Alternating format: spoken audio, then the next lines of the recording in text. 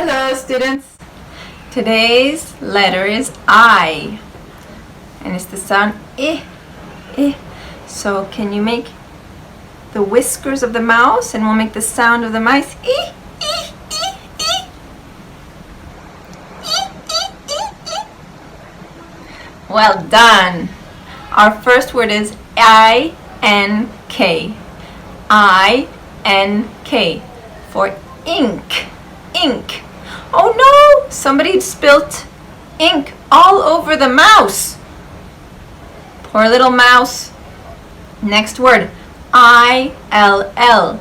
I-L-L for ill. Ill. Ill is another way of saying somebody is not well or that they are sick. Next word. Imp. Something small like a mouse can be imp. Next word, P-I-N. P-I-N. Pin.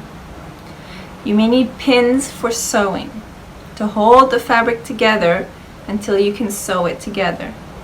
So the pins go like this and hold the fabric together. Last word, S-I-T. S-I-T. We know this one. Sit. Sit. You sit on a chair or on a bench or on the floor. Well done.